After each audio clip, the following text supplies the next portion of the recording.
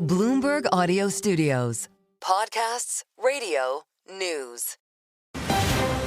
You're listening to the Bloomberg Balance of Power podcast. Catch us live weekdays at noon and 5 p.m. Eastern on Apple CarPlay and Android Auto with the Bloomberg Business app. Listen on demand wherever you get your podcasts or watch us live on YouTube. President Trump, we learned, will be meeting with members of the House Freedom Caucus about the tax cut and spending cut bill, the reconciliation process that's underway right now in a Rules Committee hearing.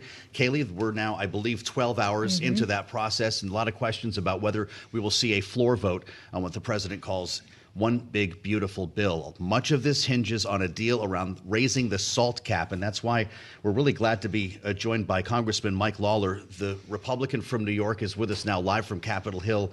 And Congressman, we really appreciate you being so generous with your time and waiting for the president to wrap at least this part of the conversation in the Oval Office. There is news of a deal on SALT, a $40,000 cap. If that's real, Congressman, you managed to quadruple the current cap.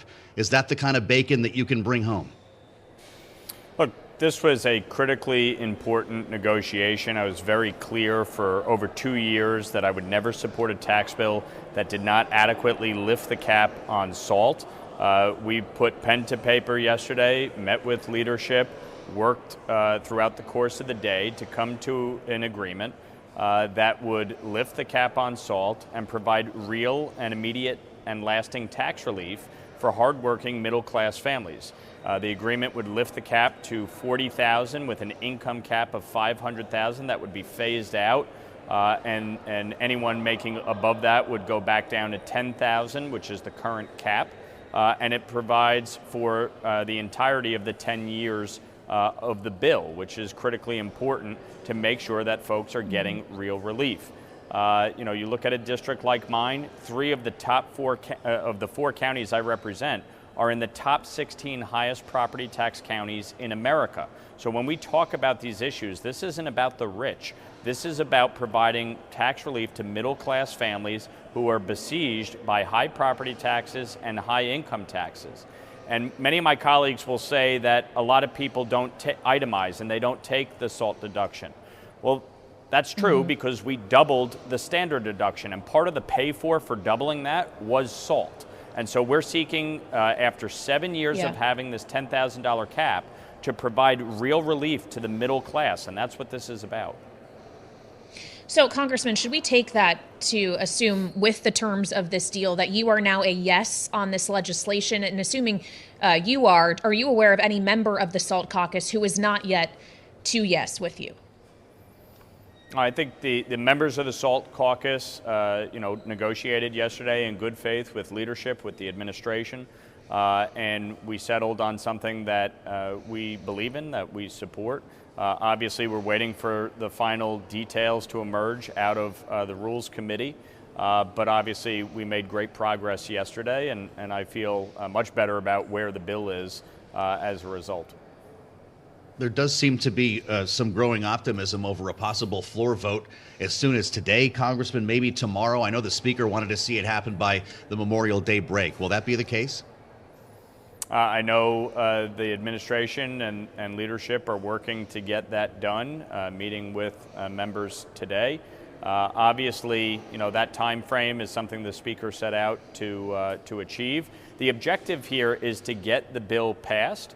Ultimately to take effect, to make sure that we are providing real tax relief, that we are securing our border, that we are strengthening our military, increasing domestic production of energy, and protecting vital programs like Medicaid long-term, and cutting out the waste, fraud, and abuse, and making sure that illegal immigrants, for instance, are not receiving benefits, and taking away from the very people who rely on these programs, like the IDD community or our seniors or children. We want to protect this for the long term, get our fiscal house in order while providing real tax relief. That's what this bill is about.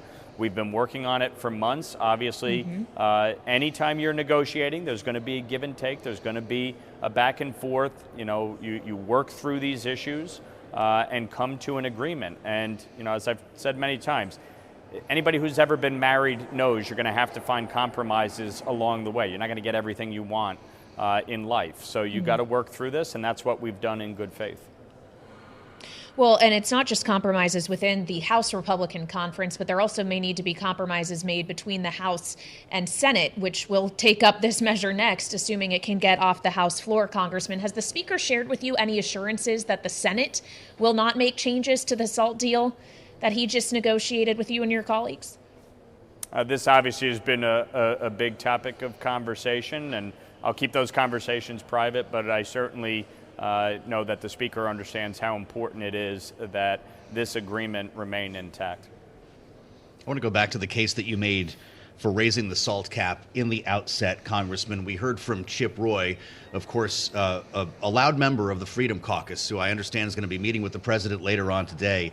He suggested that leadership is buying, quote, a handful of seats with $350 billion in parochial tax subsidies in the form of SALT. Is it possible to have a conversation with someone who holds that point of view, or are you counting him out?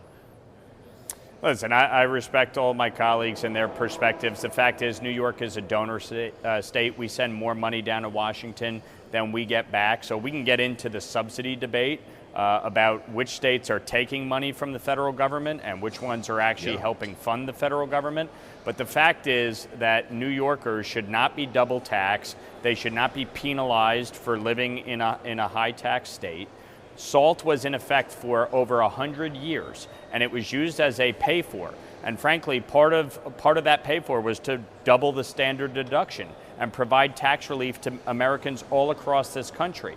We're just simply saying, after 7 years of the $10,000 cap, which was arbitrary and capricious, that we need to have a much fairer approach. And that's what we have negotiated. Everybody has understood this for well over 2 years. I ran on this. I fought for it. I said it very clearly from the moment I came here that I would never support a bill that doesn't adequately lift the cap on SALT. We have been working to negotiate to an agreement. And so that's what we've done, and I stand by it. Well, and of course, you and your fellow New Yorkers who have helped make the Republican majority have made the case that if that majority is to be retained, there needs to be changes to SALT. But as we look ahead to 2026, if the other side of this, getting what you want on SALT, is conservatives also getting a pulling forward of stricter work requirements around Medicaid to begin in December of 2026, as we understand, does that not put the majority at risk for a whole other reason? How do you navigate around that issue in the midterms? Well, look, at the end of the day, I think there's broad consensus within the conference on a few key areas. Number one, eligibility verification, making sure that somebody who is not eligible doesn't remain on the program for up to a year, which is what the Biden administration allowed. Citizenship verification, making sure that illegal immigrants are not receiving benefits that they're not entitled to.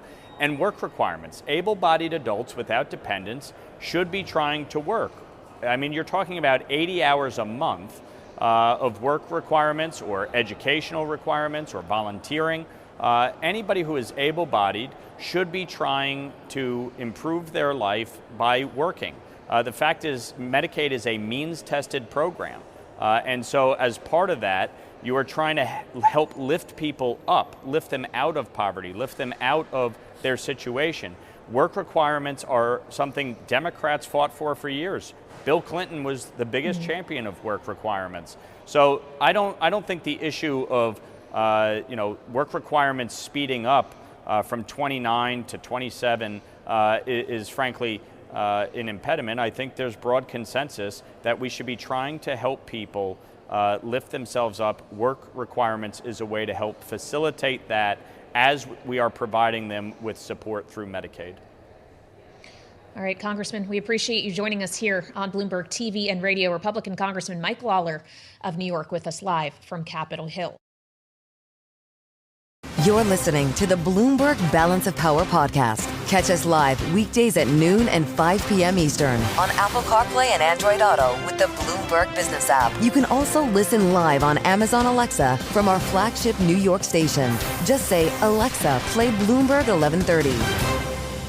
This is, of course, an entirely Republican exercise because it is reconciliation we're talking about. I want to add the voice of another Republican. Congressman Kevin Hern of Oklahoma joins us now live from Capitol Hill. amid the swirling debate over tax cuts, spending cuts. And as we just heard, Congressman, welcome back to Bloomberg TV and radio, Congressman Pallone talking about Medicaid cuts. And I know that there's been some evolving rhetoric around this. A lot of Republicans see this not as a cut, but as making the program more efficient and, in fact, work better. There was a time when you were known as the Mick Congressman. You owned, I believe, nearly 20 McDonald's franchises in the Tulsa area. How do you make that argument to an entry-level worker at McDonald's? Well, first of all, thanks for having me. And it is, obviously both sides are talking about what's in the bill. I would argue that the Democrats are trying to do everything they can to make America afraid. But here's the reality. Reality is the waste, fraud, and abuse in Medicaid, as the president has talked, and I support everything he's talking about. He has said explicitly, do not cut the benefits to the American workers, the people who need Medicaid out there. He said it again yesterday. He said it in the press. He has not mixed words about this, and so he wants us to go after the people that are legally on Medicaid. He wants us to look at work requirements for those who are able to work, that don't have dependents, and that's going to make the Medicaid program more solvent.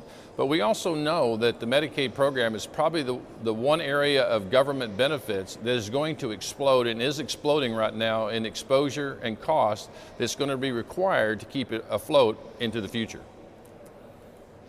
Well, so if that is the case, Congressman, are we talking about long-term solves here with these measures, or does something more substantial need to be done? Do the members of the Freedom Caucus actually have a valid point that they're making? Well, the only way that there's going to be anything that's going to make all of our programs, Social Security, Medicare, and Medicaid, solvent for all of those into the future is to come together in a bipartisan way. This will never be done in a reconciliation process where one party has control of the House, the Senate, and the White House, whether it's the Democrats or Republicans. There just will not be enough willpower to make that happen, because everybody knows to do it unilaterally, the other side, as you're seeing with the Democrats, will demagogue it so badly that nothing will get done. And that's why you're seeing that if we don't do anything with Social Security and Medicare, sit down together in a responsible way, Democrats, Republicans, then in less than 7 years, there's going to be a 21% across the board cut. And so we have to come together to work on these programs to make sure that they're solvent for those who deserve them. I know this is still tied up in the Rules Committee as we speak, Congressman, and there's no sign of this hearing coming to an end while we're talking today, but there's an expectation that we'll see a floor vote as soon as tonight, maybe tomorrow. Do you hear that that's the case? Is that what you're planning for, or could this be an extended working weekend, maybe into the holiday for your caucus? Yeah. So as part of leadership, I can tell you right now, it has been our mission to get this done before Memorial Day weekend, which, tonight's the night we're going to make this happen. Right now, as you mentioned, the amendments are being debated in the Rules Committee that started meeting at 1 a.m. this morning. And I think what this has proved, whether it's last week's markups, we're going to work day and night to make sure that America's taxes remain low. President Trump's fingerprints are all over this, starting with the 2017 Tax Cuts and Jobs Act, making that permanent. The tax cuts he's doing for the working class, upwards of $2,000 in additional taxes that will not be taken from our people making, working on tips or working in overtime. So all of these things are important, and including reducing the tax burden on our seniors by some $500 to $700 per year. All of these things the president has done. This is not about giving tax cuts to the rich, as the Democrats are wanting to use a talking point from 7 years ago. This is about making permanent. You all report on business outcomes. There's not a business person in America that says, by me keeping my taxes where they are, that somehow that's going to cost the federal government. Only in the scoring of the Congressional Budget Office does that actually cost money. Well, Congressman, you are right. We do focus on business outcomes here. And we also know that there are businesses that were counting on tax credits and other subsidies in the Inflation Reduction Act that may be rolled back now. You actually told our colleagues on Capitol Hill earlier today that it's your understanding the Freedom Caucus is going to try to talk to the White House about clawing back tax credits from existing projects. Can they do that? And is that something not only do you expect the House conference is willing to support, but would the Senate get behind an initiative like that? Well, I don't know about the Senate, but that's my understanding. That's been reported that they're wanting to look at projects that have already been connected to the grid that are not yet complete, or are still being in work in process, and then having those costs borne by the ratepayers. That's if somebody has to pay them, and the way our utility system is set up, the commissions or the oversight groups of each state would be, those public utilities would be able to go back to the ratepayers to be able to make up for that, instead of the federal government paying, somebody in Oklahoma paying for a grid system in, say, Kentucky or somewhere. And so I don't know what the final details of that are going to be. They wanted to go to the White House to talk about this, so my assumption is that they're on their way over there to get support from the president on this. Again, this is really important part. It's a very, should that happen, it would be, I think it's $300 to $400 billion in possible scoring that would be additional savings. In ways and means, because we did all of our stuff working together, not, trying to work through these and hash it out. We had a lot of dialogue. We have, folks from, very rich coal country. We have folks from oil and gas states like myself. We have people that have been in business for a long time like myself, and we've had others that have been in state politics that understand how these green credits work and how they, how they're important to states generating jobs and, encumbered by debt and equity situations. So all of this was fleshed out. That's why we came to $515 billion in saving on the green credits by shortening the phase out time, but still allowing for people that had projects going to be able to utilize those.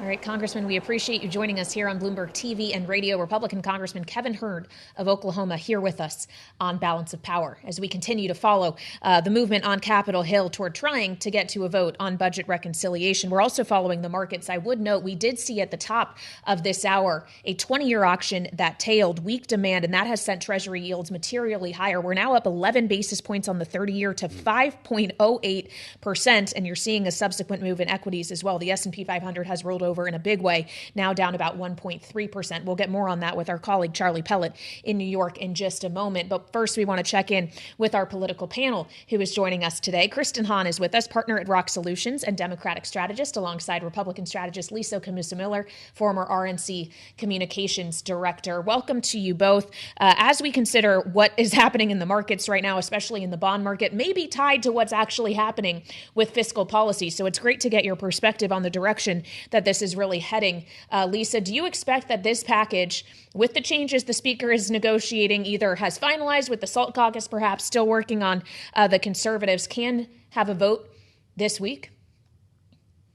Haley, it really feels unlikely. It feels like everything that I'm seeing, every indication that I'm hearing, there's a movement from leadership that really wants to get this done by the week's end. The president is obviously asking for the same.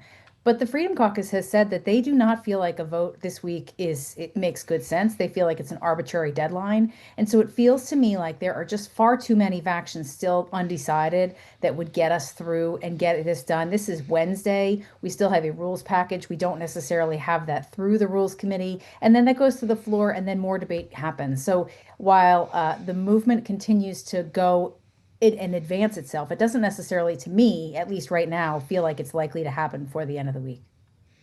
You've seen a couple of these, Kristen Hahn. What's your take? Because we spoke with a very optimistic Mike Lawler at the top of the hour. Chip Roy sounds exactly the opposite. Unclear if the president can change moods today. Is this bill gaining momentum or is it slowing down? Well, I think Mike Lawler has a reason to be happy right now. So he's coming out of a very positive meeting. Meanwhile, a lot of his colleagues are not. So, I agree with Lisa. I think that, this is, the legislative process. Although I really do think that the president and the House Republican leadership, if I were in one of those tough seats to hold on to as a Republican, I would be very wary of taking a vote on a bill like this because it's going to come back to haunt them.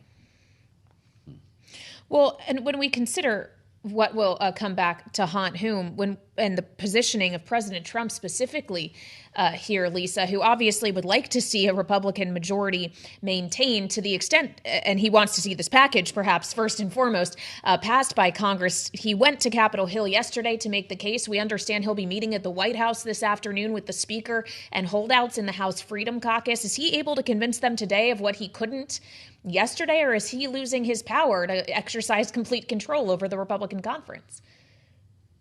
I think, Kaylee, I've said this before, and I continue to assert that this is a system where, in order to get what you want from the White House, in order for the White House to get the Congress to move, they have to have an agreement amongst the parties about how the parties of those, the Congress and that White House, agreement on policy issues. The president has the tariffs that are still overweighing and leaning over a lot of these districts where they're already feeling the pinch and already feeling the pain. And I think the difference between what the president is asking for and what the Freedom Caucus is looking for is still very, very far apart. So as much as the president's going to tell them to do whatever they can, they also know that when it comes down to midterm elections, the president is not going to have as much of a sway as he once did because he is, in fact, in the second half at that point of his term, and it will make him less and less powerful. So over time, the president will have less control and less opportunity to really influence those members because they, in fact, are really trying to defend their seats and stay in power. And also, they need to go home in just a few short weeks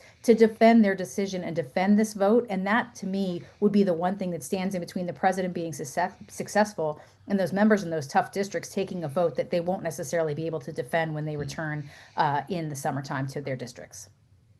Kristen, if Democrats don't have a seat at the table, and they don't by the nature of reconciliation, this is a Republican-only exercise, are they scheduling town halls for this Memorial Day break to try to shine a light on what's happening here? We know that Republicans have been wary of doing so based on the DOJ, based on Medicaid. What are Democrats going to do when they go home?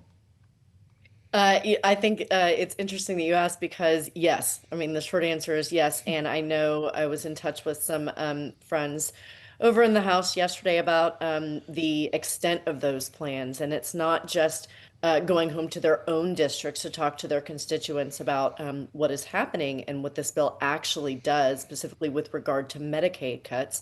But they will be pointing those things out in these Republican districts as well. So the identified areas where this would particularly hurt some of these Republican districts, making sure that their constituents know, what at least this House bill is doing. And as we all know, this bill, if and when it does pass the House, is going to go over to the Senate, and there are going to be, a multitude of changes to this bill. So I think, when these members go home, they're going to have a number of things to answer for, particularly as these cuts begin to take place if the Republicans are ultimately successful.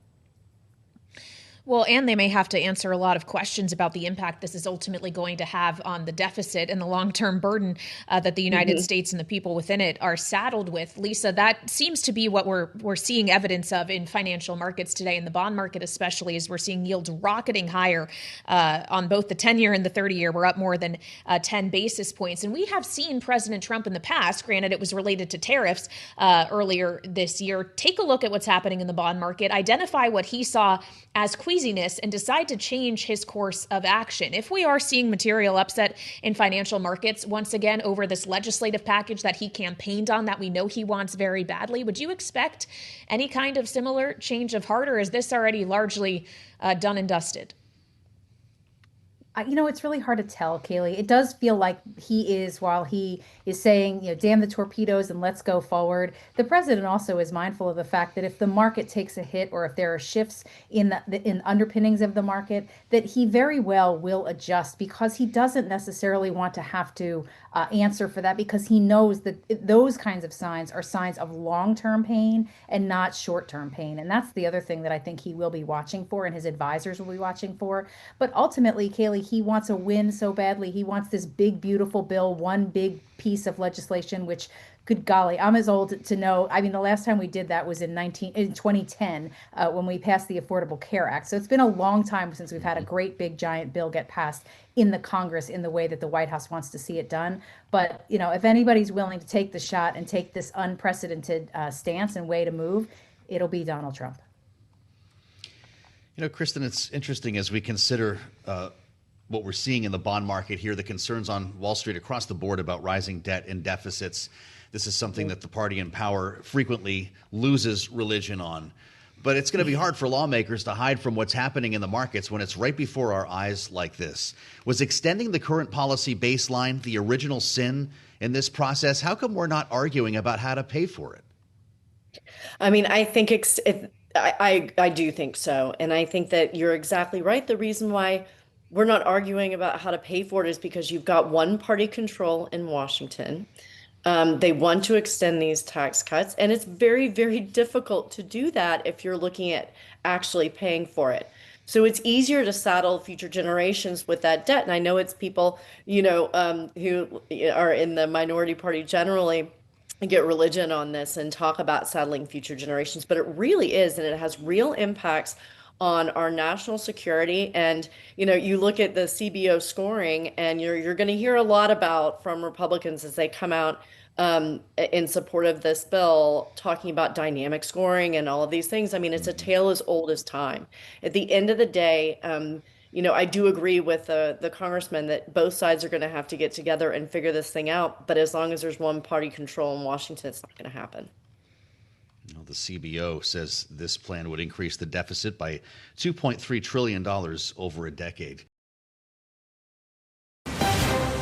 You're listening to the Bloomberg Balance of Power podcast. Catch us live weekdays at noon and 5 p.m. Eastern on Apple CarPlay and Android Auto with the Bloomberg Business app. Listen on demand wherever you get your podcasts or watch us live on YouTube. I'm Joe Matthew alongside Kaylee Lines in Washington, and on any other day, what took place today in the Oval Office would be our lead story. It's one of many at the moment, as the president of South Africa, Cyril Ramaphosa, arrives at the White House amid allegations of genocide put forth by President Trump against white Afrikaners, in many cases white farmers, some of whom have been given refugee status here in the United States. It started off as a cordial conversation. The president then started to dig into these allegations, going so far as to even show a video with unsubstantiated claims of this persecution. The South African president was given a chance to speak. Here's what he said. It will take President Trump listening to the voices of South Africans, some of whom are his good friends, like those who are here. When we have talks between us on around a quiet table, it will take President Trump to listen to them. President Ramaphosa at the White House for lunch and a bilateral meeting with President Trump that presumably includes other issues, including trade. And we want to talk about this with Patrick Gaspard. A perfect day to have the distinguished senior fellow at the Center for American Progress, his former U.S. ambassador to South Africa in the Obama administration. Mr. Ambassador, welcome back to Bloomberg TV and radio. Donald Trump is talking about genocide today. What should be the response from South Africa? Well, thank you so very much for having me on. But it's a bizarre day to be on here today. Donald Trump is talking about genocide in South Africa. Let's be really clear here. There is absolutely positively no credible human rights organization in South Africa or anywhere in the world that says that there's a genocide taking place in South Africa. So the response from President Ramaphosa has to only be, one, there's no genocide. Two, the bilateral partnership between the U.S. and South Africa is incredibly important for both sides of the Atlantic on security, on the economy, on trade. And we've got to do things to bridge this gap, both in the facts and in the material relationship between the two countries. Well, President Trump brought to the Oval Office the facts that he wanted to underscore, at least what was presented as fact, a video with monitors that had been rolled in and edited together for those in the Oval Office to see in person, printed handouts of stories in which he said they described horrible death of white South Africans, knowing that it did seem that a certain amount of this was staged, and knowing as well, Mr. Ambassador, that Cyril Ramaphosa, while not in the presidential role, was in the South African government at the time you were serving as ambassador, so you do know the players here. How did he conduct himself? Did he do well? Well, I've known President Ramaphosa ever since he was a labor leader in the country when I first visited in 1991. President Ramaphosa did everything that he could to maintain his composure and not only his personal dignity, but the dignity of the nation that he represents. But it's really hard when you're sitting across from Donald Trump and he's laying out not facts, Kaylee, but propaganda. The film that he showed comes from an organization called AfriForum, that's known to be aligned with the most extreme fringe right-wing elements, not only in South Africa, but in the U.S., Australia, and other places. They are adjacent to people who have been identified as neo-Nazis. So these are questionable characters. You should also understand that the Black South African who's in the video exhorting violence against white Afrikaners is another fringe character who is not in the government, who Cyril Ramaphosa and the ANC soundly defeated in the last elections and who has no credible power in the country. So it's rhetoric, no fact, all propaganda. white Afrikaners, who make up less than 8% of the population, represent less than 2% of the murder victims in South Africa.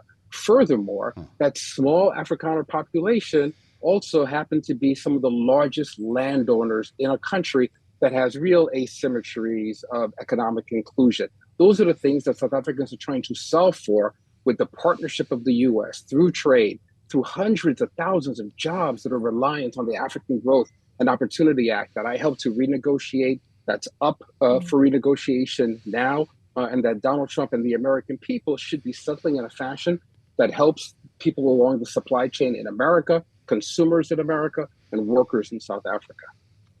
This is really helpful context, Ambassador. I'm sure you saw that Elon Musk was in the Oval Office. We didn't hear him speak. But when you step back and consider what just happened, was this an ambush? It was absolutely an ambush, as evident by the video that you just made reference to being wheeled in. And then the President of the United States sitting there with printed out copies of alleged articles that lay out the crimes against Afrikaners in the country. A president who, by the way, has overturned the entire asylum system in the U.S. for every other nation, every other nationality, but is throwing open the doors to Afrikaners who are allegedly under assault. Elon Musk didn't have to speak. He is the silent partner in the negotiations here. Elon Musk and Starlink have been trying to get into the South Africa space. They're making all kinds of demands on the South African government. And I truly believe that Donald Trump is carrying water for Elon Musk in these conversations. And they're hoping that the South Africans will overturn a regulatory framework that has not made it possible for Musk to operate in South Africa in the way that he would like to. I hate to say this about an American president, but too often we see that there's some kind of a grift that's involved with pronouncements around national security and foreign policy. It's the case here too, I believe.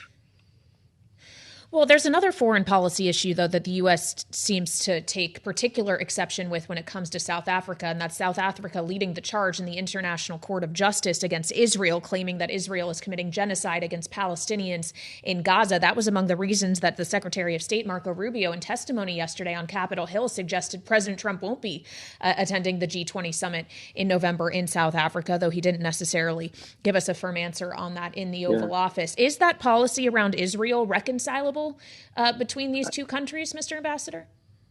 I so appreciate that question from you, and I really wish that dominated the dialogue today in the Oval Office, that and trade, instead of this ridiculous ruse around white genocide. Let's be really clear.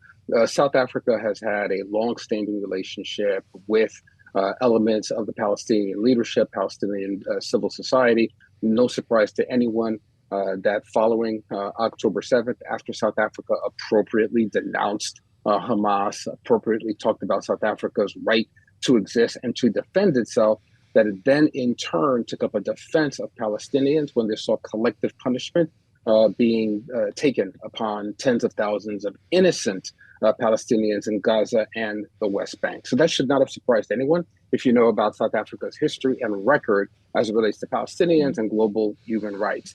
So now Marco Rubio and Donald Trump, two actors who have not spoken out about the collective punishment in Gaza. Donald Trump, a president of the United States, who said that we should clear all the Palestinians out of Gaza and turn it into some kind of like beachfront property.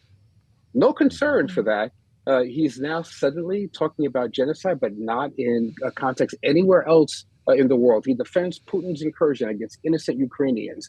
He says nothing to speak up about what's happening to Palestinians every single day, where Netanyahu is redoubling down on his occupation and bombing in Gaza.